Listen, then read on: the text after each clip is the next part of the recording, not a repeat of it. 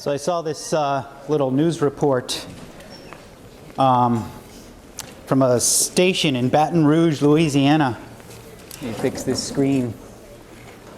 And the news report was talking about, they were interviewing some pest control person about how they deal with fire ant problems. It's a problem you don't have here in California yet. It's coming. I spent a lot of time growing up in Texas, Louisiana, and I can tell you fire ants are really nasty. What caught my attention is that this pest control person was talking about, and I'm sorry you can't see this very well, I've lost my other laser pointer, but he's talking about some special powder-like substance, and more importantly, he was talking about, and maybe I can use the mouse to come over here and try to point here. But he was talking about some granular product that is water activated. And somehow or another, that just turns me on, because it sounds like, wow, maybe there's some chemical reaction between rainwater. Yes? Oh, yeah, thank you for asking that. But I'll try to turn it up until we get to that feedback stage. But somehow the idea that there might be water, here, let me keep going, see if I can get a little. The idea that water might somehow be chemically reacting with some pesticide and maybe, who knows, doing SN1 reactions or some other type of substitution process, that just sounds intrinsically cool. There's not a lot of pesticides or drugs that are designed to react chemically. So I did some searching around to try to figure out what they were talking about. I had to Google a few terms. But what I came upon was this, oh, I am missing the file here. So there is some pesticide by green light. And let me see if I can go back. I apologize for this. I should have gone with the PDF version from the beginning. So there is some pesticide here. You can see the cover of that. That contains something that is called water-activated granules. And if you look, of course, you always look down to the active ingredients. It contains 0.1% bifenthrin. Oh, and immediately my heart sank because I know that this is going to be a chrysanthemate derivative and nothing new. You wouldn't know from the name, but there's a whole class of insecticides that end in the letters thrin, permethrin. They all contain this three-membered ring and an ester, and they're based on a natural insecticide that's found in chrysanthemum flowers. Those pretty yellow flowers have a natural insecticide that's a selective neurotoxin towards arthropods. So maybe if you ingested this entire bottle, it could affect you, but it's super duper potent against insects and crustaceans and things like that. So this is the structure of that active ingredient, and there's an ester in here which in theory could hydrolyze in the rain or in water, but that's not the way this works. Actually, the way this works is kind of clever. I think this is how it works. So what's notable about this particular version of this chrysanthemum ester that's a neurotoxin to insects is that it's very greasy and has almost no water solubility. And if we go back and we read what this pesticide control person was very excited about, he was excited about the fact that whenever it rains, the ant piles get soaked and all the ants come to the surface so that they don't drown. And so they're all hanging out on the surface of their ant pile. And so what he does is he comes along and he spreads this powder on top, and it just sits there and sits there and sits there, and the ants are way down deep under the ground and ignore that stuff. But as soon as it rains, the ants all climb to the surface, and here are these particles. And as it's raining, the rainwater is washing off this outer coating that's water soluble, and it's leaving behind this waxy bifenthrin that all these ants who have just come to the surface find and think is food. And they ingest it and start dying. Well, it's not the chemical effect that I thought it was. Like I thought maybe there would be a chemical reaction with water. It is sort of a kind of a cool idea. So I'm not sure if this guy appreciates how cool all this stuff is. Gee, insect neurotoxins. This happens to target a sodium-activated ion channel in neurons. That's very cool as well. But next time you're smelling a chrysanthemum flower, you're probably getting a whiff of some of those kinds of compounds. Okay, so So let me make a point about Monday. Monday is a national holiday, and it's a university holiday, Martin Luther King Day. And I just want to remind you of this quote from Ben Franklin: "Drive thy business, or it will drive thee." You have an opportunity to choose what you do with your Monday, your university holiday. I hope you'll do something to honor Martin Luther King, but I would urge you to find some way to set aside some time to spend on organic chemistry. It's very rare that you get the gift of extra time to get ahead in this class. Try to use that time to get ahead. Okay, and also because we don't have discussion sections on Monday, if you're in a Monday discussion section, try to attend one of the other discussion sections throughout the week. There will be 4 days worth of discussion sections. You'll be able to find one that you can squeeze into. Okay, Chris asked me to make a point about this, an issue that's going to become pervasive throughout organic chemistry. And so I'm just going to draw this out. I want to remind you that we're going to start doing something in this class and in this book where you do lots and lots of reactions in a single process. So I want to give you an example. This is typical of the kinds of examples, kinds of questions I'll be asking more and more throughout the quarter, where I ask you to take some starting material and then somehow convert it into a product. And it will never be, well, almost never be one step. It's going to be multiple steps. And so how do you depict transformations that require more than one chemical step? Thank you. There we go. So how do you depict transformations that involve more than one chemical step? And so here's an example of a question. How do you convert this alcohol into this thiomethoxide? There is no one-step way to do this. Now the key problem here is that you need to figure out how to convert that alcohol into a leaving group, and you have all kinds of reagents that can convert alcohols into leaving groups. Thionyl chloride and pyridine. Tosyl chloride and pyridine to make tosylate leaving groups. PBr3, no pyridine, just PBr3 will make an alkyl bromide out of that. You can pick any one you want. I'm going to pick PBr3 because it's easy. But then the second part of this is we have to add in some nucleophile, like a methane thiolate anion. It's like a methoxide, it's just that there's a sulfur atom there. I'll just write sodium because... So there's sodium plus, thiomethoxide minus. Now this is immediately wrong. It's wrong. And it's wrong because if I don't enumerate the steps with numbers, it implies I'm mixing everything together at the same time. If you don't add numbers to these reagents and steps, it means you're simply dumping everything together in the same flask. And if you dump any kind of nucleophile in with phosphorus tribromide, it will react faster with the phosphorus tribromide than the alcohol will. And the way to make this correct is to enumerate the steps by writing the number 1. And the book uses brackets. I usually use parentheses. And writing the number 2. Then it's absolutely clear that what you mean is, I'm going to take the alcohol, I'm going to treat it with phosphorus tribromide to make the alkyl bromide, and then I'm going to purify the alkyl bromide. And then I'm going to use my pure alkyl bromide and throw it into a completely different reaction. So more and more we're going to be doing reactions where I simply enumerate the steps because I don't want to draw out every structure and every intermediate. And if you don't enumerate steps, if you simply write all of the reactions and reagents over one arrow or with one reaction arrow, that's just not right.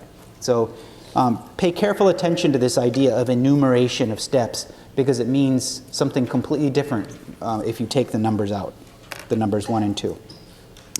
Okay, so let's get on with our new chapter here. We've got a bright, shiny new chapter that we can spend our time on. And I just feel like I am emerging from the woods into the bright sunshine, finally getting away from this hell of chapter 7, 8, and 9, and this SN1 and SN2 and E1, E2 business. That stuff is just awful. I feel like I'm hearing some buzzing and feedback. I don't know if I can... Whoa, that was a mistake. Okay, so we're going to start talking about alkenes, and I want to introduce this area by telling you two specific things about alkenes that differ from single bonds. So the first has to do with the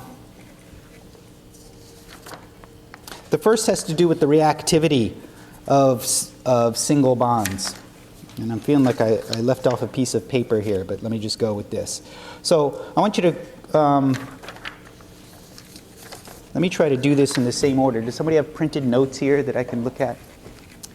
Because I'm missing one of my pages. Okay, let me first talk about the configurational stability of single bonds. And because I lost my piece of paper to write on, I'm simply going to show you what I have here on my written on notes. Okay, so there's a key point, a key distinction between double bonds and single bonds, and that is you can rotate about single bonds like this. And you haven't really noticed us doing this, but every time we've drawn some sort of a structure like this, I see every single one of those bonds as rotatable in that simple alkane.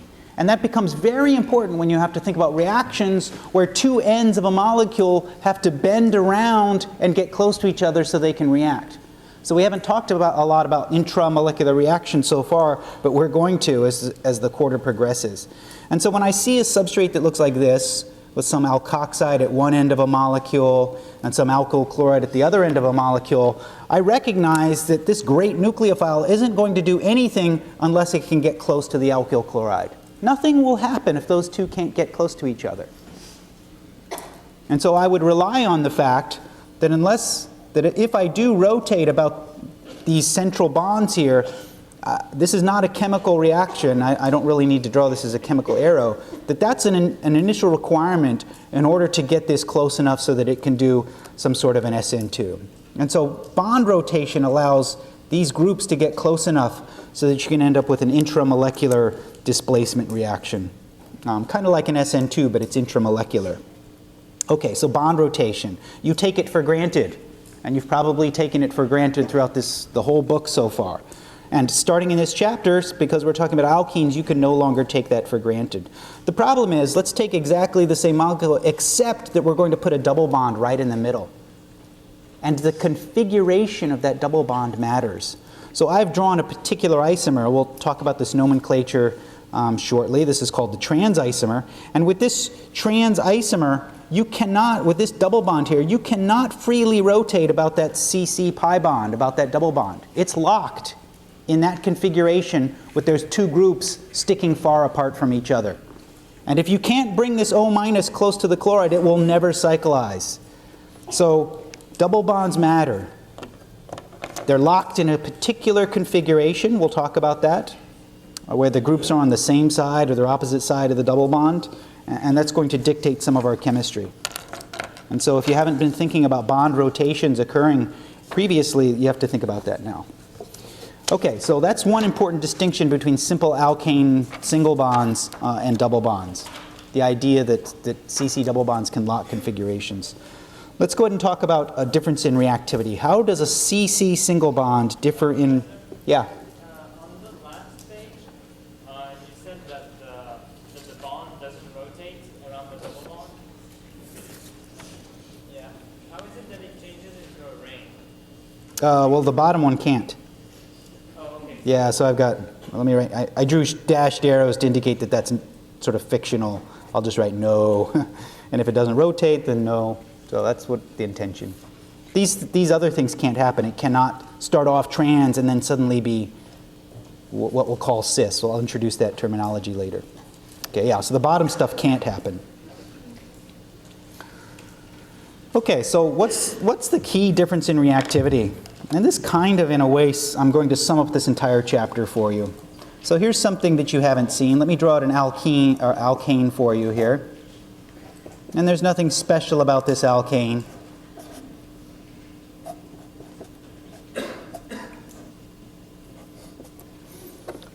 So far, some of the most reactive reagents that you've seen are things like sulfuric acid, maybe hydroiodic acid. And you've shown all kinds of things acting as bases and nucleophiles to attack. Here's what you've never seen. You've never seen a single bond just come along and attack a proton or attack an electrophile. You haven't seen that, and you're not going to see that. So CC single bonds are not reactive. They don't act as nucleophiles. They don't act as bases. And that's sort of obvious. If you take butane, it doesn't do anything. It doesn't react with anything. You could probably use that as a solvent. But I want you to contrast that with Chapter 10. Here's what we're going to learn in Chapter 10. And we're going to do it over and over and over and over and over. Have I emphasized that enough? We're going to do this over and over and over again. We're going to take substrates that have CC double bonds in there. And I don't want to say until you're sick of it. Hopefully you'll be happy about it. We're going to use pi bonds between carbons, CC double bonds, as bases and as nucleophiles. And so we're going to do this kind of stuff over and over and over again. So it won't always be attacking protons, but we're going to use that double bond as a nucleophile to attack things. That's this chapter. So get ready for that.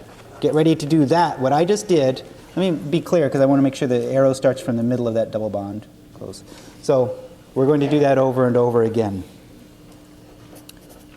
Now it's not quite as reactive as an alkoxide anion, and maybe depending on the type of electrophile can be about as reactive as an alcohol lone pair. We're going to see lots and lots of examples of this. So let's do it. That's what our chapter is about.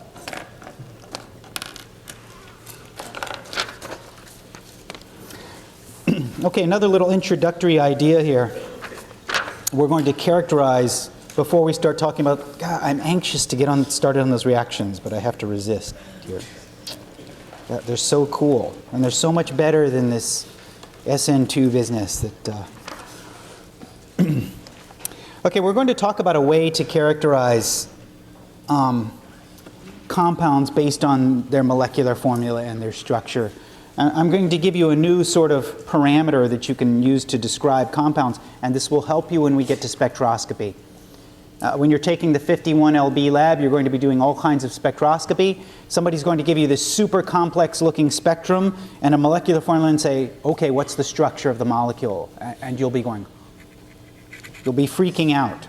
And so this is where this is going to help you. So you have to hold on for a couple chapters till we start NMR, but this is really going to help you when you get to that. So we're going to introduce an idea called degrees of unsaturation. It's a property associated with molecules, and you can back it out knowing nothing more than the chemical formula. So once you know how many degrees of unsaturation there are in some molecule, just by somebody giving you the molecular formula, you can very quickly rule out structures that don't match. And so the degree of unsaturation is basically the number of rings plus the number of pi bonds in the molecule. That's it. So a saturated alkane like hexane has no pi bonds and has no rings. So that has 0 degrees of unsaturation. So let's practice figuring out the degrees of unsaturation in these 5 molecules here, just by simply adding up the total number of rings plus the total number of pi bonds. So how many rings are there in this isobutylene, this 2-methylpropene? 0. How many double bonds or pi bonds? There's 1. So this has a total degrees of unsaturation of 1. That has 1 degree of unsaturation. There you go, you've mastered it. Okay, let's switch over to this. Oh my God, there's an oxygen atom. Doesn't make any difference. Okay, so how many rings are there in this? There's 1 ring. How many pi bonds? There's 0. So here's another molecule that also has 1 degree of unsaturation. Okay, let's come over here. Oh, there's a triple bond. There's no rings in there. I can see there's no rings in this. This is called acetonitrile, common solvent. But now if I count the number of pi bonds, that triple bond has 2 pi bonds. So I have to add the number 2 here. There's 2 pi bonds in that triple bond. Each triple bond is composed of 1 sigma bond and 2 pi bonds. So this has 2 degrees of unsaturation. Okay, let's get to more complex structures. How many rings here up above? I see 1 ring. How many pi bonds? There's 2 pi bonds. That has 3 degrees of unsaturation. What you'll find is that typically the more degrees of unsaturation in your molecule, the fewer hydrogen atoms in the molecular formula. Okay, here's pyridine. It's a solvent we've talked about. I see 1 ring in there, quite plainly 1 ring. And then how many pi bonds? There's 3. That has 4 degrees of unsaturation. So you have now mastered calculating the degrees of unsaturation or figuring it out. I hope there's an intuitive speed at which you can do this. And you might make little mistakes missing some of these numbers, but generally it's pretty intuitive. What you can't see yet is how you're going to use that, and again, you'll have to hold on with this degrees of unsaturation thing till we get to the spectroscopy chapter. It's really going to help you. Okay, so let's keep going. We're going to do things the other way. So now, if I give you the molecular formula, and this is more typical, if I give you the molecular formula, what's important is you can calculate the degrees of unsaturation just from a molecular formula. And so let's practice that. But there's some rules I have to give you, and these rules are just going to seem super complex at first. It's like, how can I apply all these complex rules when I'm under time pressure on an exam? Practice. That's how you're going to do it. Okay, so here's our rules. So if you have some sort of a C and H compound that has nothing but C's and H's with N carbons, and you can figure out how many carbons just by looking at the molecular formula. So here's our example. C3H4. There's 3 carbons. N equals 3. There you go. It's a 3-carbon compound. So I'll just write here, N equals 3. It's kind of obvious. You just look at C3, C5, C whatever. Okay, so how do we figure out the degrees of unsaturation? What we figure out is what's the maximum number of hydrogens you could have on a molecule that has 3 carbons. Let me just try to sketch it out here, and I'll just use a different pen color somewhere here so we don't get in the way. If I had a 3-carbon alkane like that, how many hydrogens at most could that have? 8. Well, you guys are good at that. Okay, 2n plus 2. That's the maximum number of hydrogens. So if this compound had no unsaturation, had 0 degrees of unsaturation, it ought to be H8. But it's not H8. It's actually H4. The actual number of hydrogens here, 4. So you can tell it's missing some hydrogens. C3H4 is missing hydrogens. And what we do is we now divide this difference by 2. There's 4 hydrogens missing somewhere. And if there's 4 hydrogens, we divide that number by 2. 8 minus 4 divided by 2. So how did I calculate this? Equals 8 minus 4 divided by 2 divided by. And that equals 2. That's the degrees of unsaturation. And the idea is that it takes 2 hydrogens to add to a double bond, a CC double bond. That's why you divide by 2. Okay, so how do you use this? Later when we do spectroscopy, I'm going to say, here's a molecule with the formula C3H4, and here's a spectrum. What's the structure?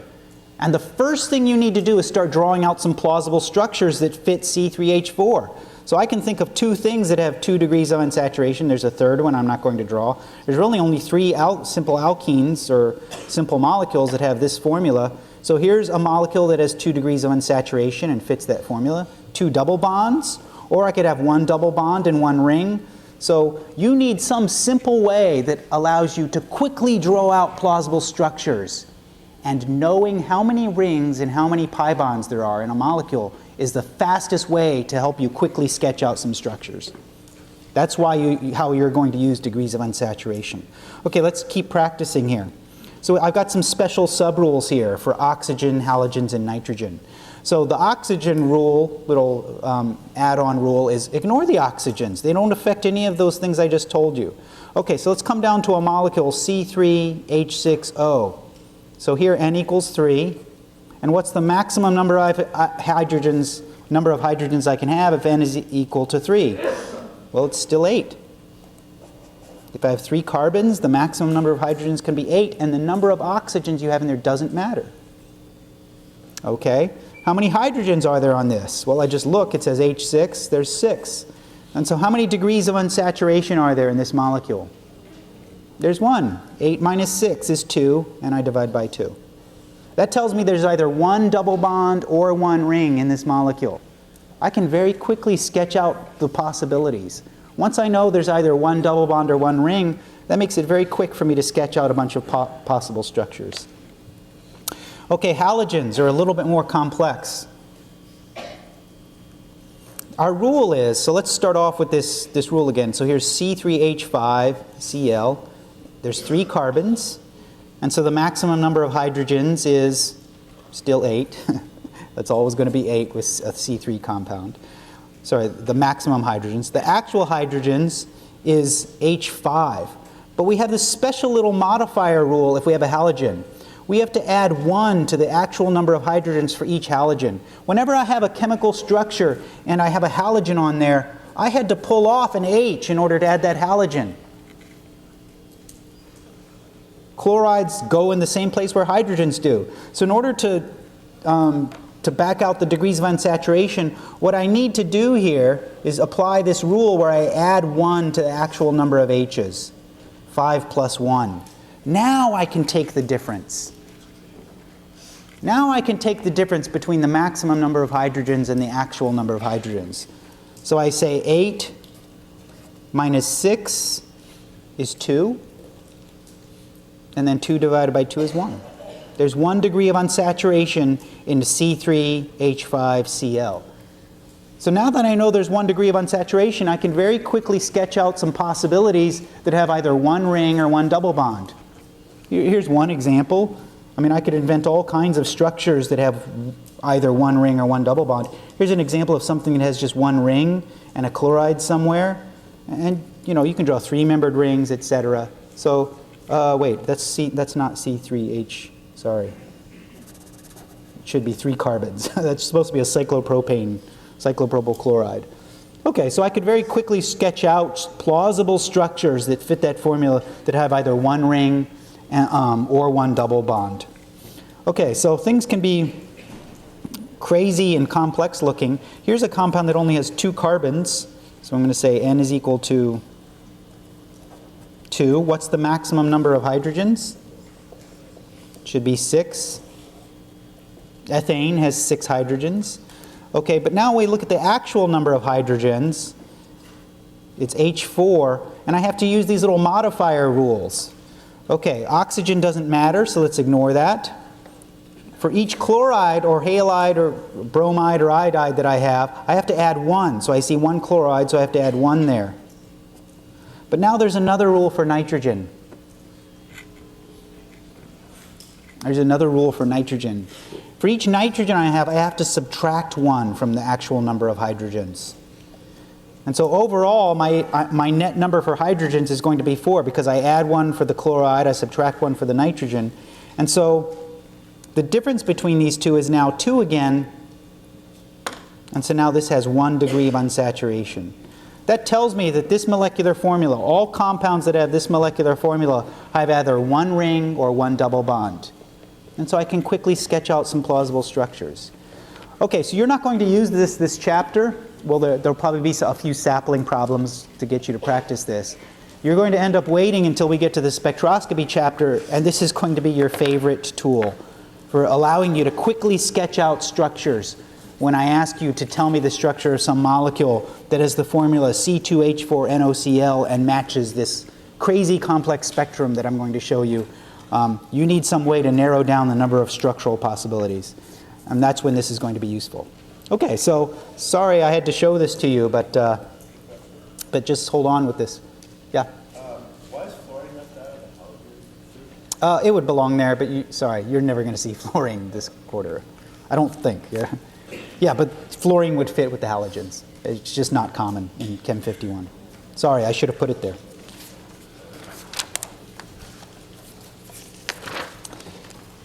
Okay, so let's talk about nomenclature. God, I really want to get to the chemical reactions, and I'm feeling really... Okay, so I don't ask IUPAC nomenclature on my exams. Let me just write here, on my exams. But I do ask that on the sapling because, on the online problem sets, because the standardized exams ask you questions about nomenclature. So the main thing that I really want you to know is that compounds that are alkenes, if the alkene is the highest priority group in the molecule, will end in -ene. As soon as you hear the suffix -ene, you know there's an alkene somewhere. So Here's a polymer. There's 4 carbons here.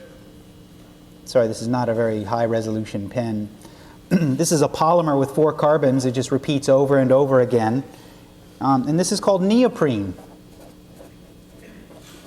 And so if you went surfing this morning in your wetsuit, it was made out of this polymer. And just from the name neoprene, you know there's an alkene somewhere in the chemical structure of the polymer.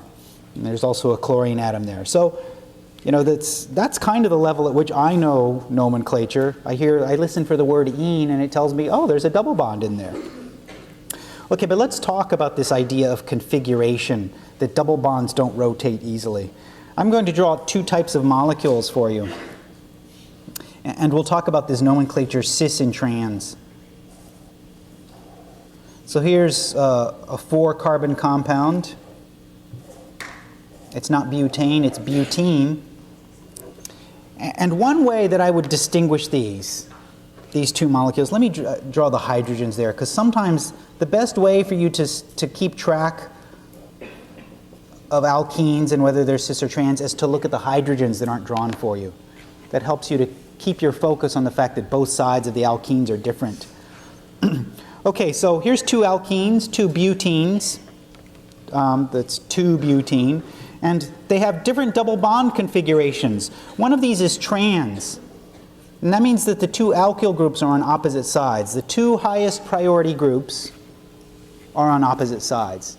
And it's a description of the overall molecule. If a molecule has only 1 double bond, I could say, oh, that trans butene over there, and it's totally unambiguous what I'm talking about. If there's only 1 double bond and I say it's trans, that means the 2 highest priority groups are on opposite sides. If I say that cis molecule and there's only 1 double bond, or if I say that cis double bond, I'm talking about the double bond where the 2 highest priority groups are on the same side. Okay, the problem comes if I have more than 1 double bond in a molecule. I can't say, oh, if there's more than 1 CC double bond, I can't say that trans alkene because you don't know which one I'm talking about. And that's where IUPAC nomenclature comes in. So IUPAC nomenclature works. It uses these descriptors. It doesn't use trans and cis. It uses E and Z to distinguish these. And it's useful even if there's multiple double bonds in your molecule. So according to IUPAC nomenclature, so let me write this above here, that this isomer is the trans isomer. And this isomer over here is, I would call this the cis isomer. The way I might also use these descriptors, I might say, oh, that's a trans double bond, and the other one is a cis double bond. I might focus in on the functional group and describe the double bonds that way. Okay, but now let's switch over to IUPAC and that E and Z thing.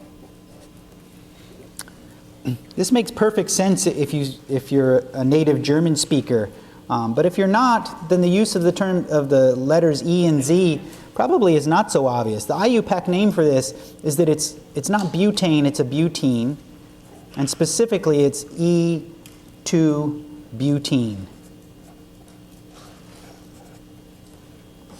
What does that mean? E tells you that double bond has a trans configuration. That's what E means. And for this other isomer over here, it's also butene, and the double bond is at the 2 carbon, 2 and 3, so it's 2-butene.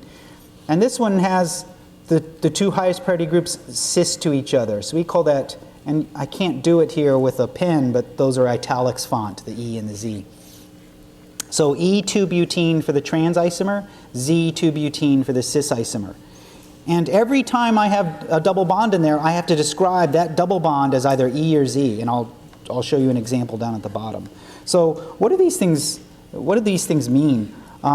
E stands for entgegen in German. Entgegen means opposite, meaning they're on opposite sides. Z stands for zusammen, which means together, and that means these are together on the same side. You're going to need some sort of a simple, here's a simple way, if you're not a native German speaker, to know this. Some people say this, oh, on the same side.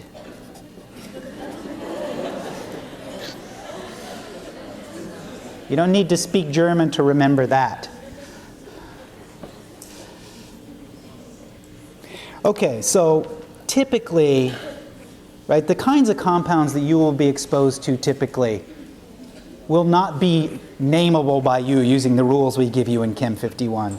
Here's one of the most important molecules in lipid signaling. A biologist would call this 5-HPEAT because they don't want to say the whole IUPAC name, which is 5-hydroperoxy, 6E, 8Z, 11Z, 14Z, eicosatetraenoic acid. Nobody wants to say that. But this would be an example of a super complex but important biological structure. It's important in inflammation, prostanoid signaling, where you can go back and decipher what they're talking about. So this is a carboxylic acid. I can see it ends in oic acid. And I don't expect you to know the name of this or how to name something this complex, but I want you to see how this E and Z nomenclature works. I can't simply say, oh, there's that lipid molecule. It's a trans isomer. Well, there's more than one double bond. Some of the double bonds are trans and some are cis. I can't just say trans or cis. This is where we have to use that E and Z thing. So you don't know what eicosatetramine means, tetraenoic acid. You just need to know that there's a lot of carbons in there. But this, if we number this thing by using the IUPAC numbering, the carboxylic acid would get the highest priority number, 1. And I'll keep counting down the chain here, 3, 4, 5. Here's carbon 6. That's our first double bond. And look at this. It says 6E. That means you know that the double bond that starts at carbon 6 is a trans isomer. And then I keep going over here. I get to carbon 8. There's carbon 8 down there. And sorry, my pen doesn't have high resolution. And you can see that carbon 8 is 8Z on the same side. It's a cis double bond, and the two substituents on there are on the same side. You could keep going. So you can see how the IUPAC nomenclature in this EZ stuff works. And this is a typical molecule where you have so many double bonds, and you need to keep track of which double bonds are cis, which double bonds have the Z configuration, and which double bonds have the E configuration. I won't ask you anything that complex. That would be crazy. I don't ask IUPAC nomenclature on my exam. But someday, if you're working in some biochemistry lab and somebody flashes you this complex structure, you might be able to sketch something out that would tell you something about configuration. Okay, so typically the way I expect you to know nomenclature, on my exam I might ask a question that would say something like, draw the Z product of the following reaction. And you wouldn't have to name the molecule, but you need to know what a Z isomer is, or an E isomer. And I expect you to know cis and trans.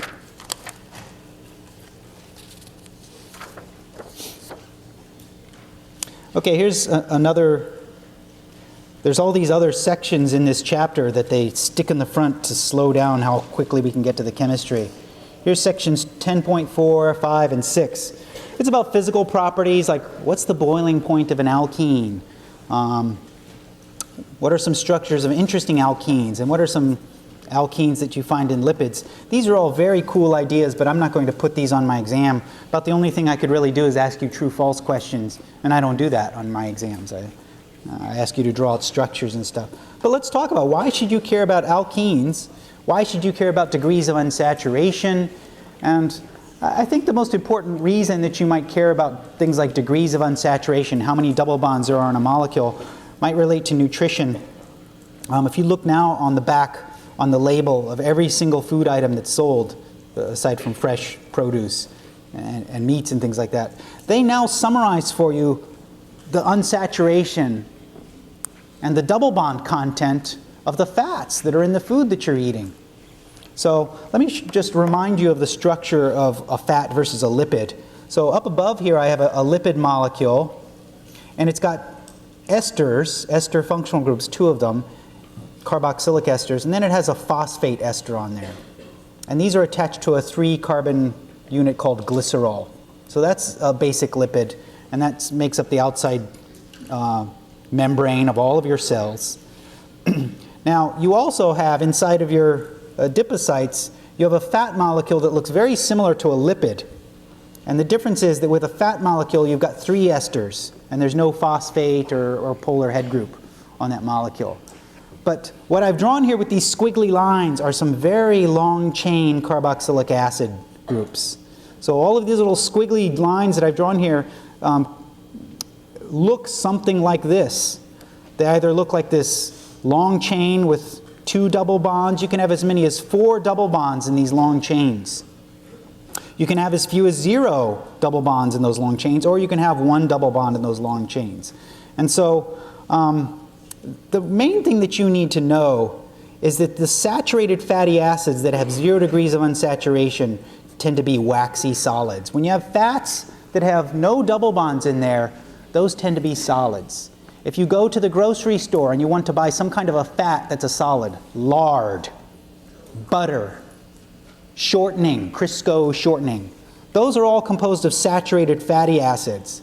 If you want a liquid fat, vegetable oil, vegetable oil is soybean oil. They just don't want to tell you soybean. So soybean oil, safflower oil, corn oil, those all have double bonds in them, and lots of double bonds. The more double bonds, the more thin the liquid, the more liquidy the liquid. And so that's the distinction that you need to know. So you don't want waxy solids to deposit. This is a sectional view of a clogged artery where you can see there's very little space in here for the blood to flow. You don't want the waxy fat deposits to start building up in your arteries. There's this whole process that starts, your immune system starts glomming onto that, and it occludes the arteries, and once you occlude the arteries to your brain or your heart, it's a bad situation. So they now tell you on the food packaging just how many saturated fats there are in that food, or the percentage of saturated fats. They tell you that. They're telling you chemical information. You know, for years they grouped trans alkenes, like this one here, with the good fats, the liquidy ones, which is weird to me, because when I look at the structure of that trans alkene, I just happen to know it's going to adopt a configuration that looks like a saturated alkene. And it seems like only about 10 years ago people started to say, you know what, that needs to be grouped with saturated fatty acids. You can't just have any old alkene in a fat molecule and have it be liquidy. It has to be a cis alkene.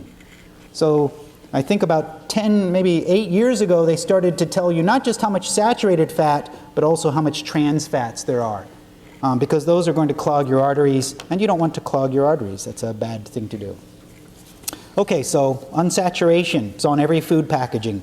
They're telling you about how many double bonds are on the molecules of the fats that you're eating. Okay, so let's have a review. Let's review some of the stuff that you've already seen in chapters 6. God, I just can't get away from this stuff. 7, 8, and 9. I'm just going to retell you the stuff that I just finished telling you on Monday, because why not? Let's talk about the ways that you know for how to make alkenes. You already know how to make alkenes, to synthesize them. And so it's just a review. I can't review everything, but I'll review a couple of my favorite ways. So some of my favorite ways to make alkenes are E2 elimination reactions. Oftentimes, so let's practice some abbreviations. Oftentimes I'm going to abbreviate CH3 groups, methyl, with the letters ME. It's just a stylistic preference. It looks a lot cleaner on a page because I don't have to write subscripts. You'll find that many synthetic chemists and organic chemists abbreviate CH3 groups, methyl groups, as ME.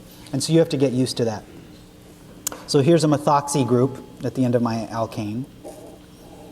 And so here would be an example of how I might like to make an alkene. I have some sort of a leaving group here. So here's 2 oxygen derivatives, a methoxy group and a tosylate group. One of those is an outstanding leaving group, and that's the tosylate leaving group. And I want you to start getting used to using that, because you spent so many chapters now talking about halogens. Get away from that. Tosylates are much easier to, you're going to see them much more commonly. So if I throw a strong hindered base in here, you know, there's not a huge difference between the most hindered and least hindered alkoxides, but T-butoxide is the one that's most hindered. So here's another abbreviation that I'm going to start using, that T-butyl. So this is the same as what the book writes. The book writes it like this.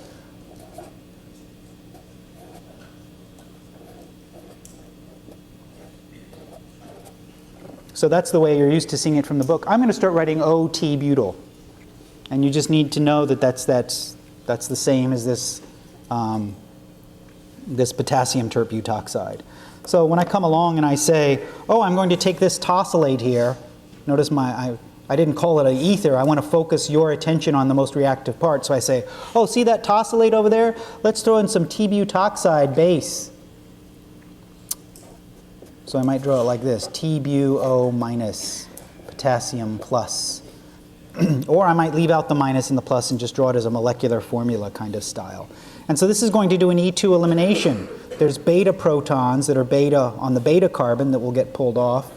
And this would allow you to make, I can see I'm reorienting my carbon chain there, but that's okay. So I had started with 3 carbons. I still have 3 carbons.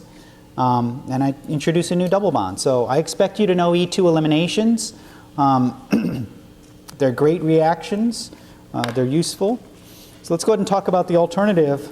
And you typically have a halogen leaving group or a tosylate leaving group. You need good leaving groups for E2 eliminations. By the way, E1 and E2 are not the most common elimination mechanism in organic chemistry. You're going to have to wait until chapter 23 before we show you the most common elimination mechanism in organic chemistry.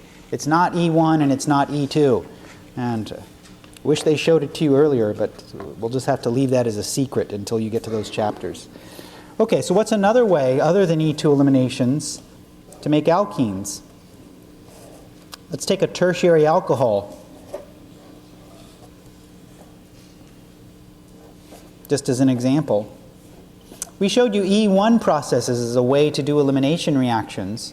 So if I take this tertiary alcohol and I treat that with pocyl-3 and pyridine or strong acid and do a dehydration, I can very easily dehydrate this. I'll use the sulfuric acid approach here. So if you use sulfuric acid, not HBr or HI, because I don't want nucleophiles like bromide and iodide in there. Sulfate is not a good nucleophile, so you don't get SN1 reactions. This will very easily make an alkene.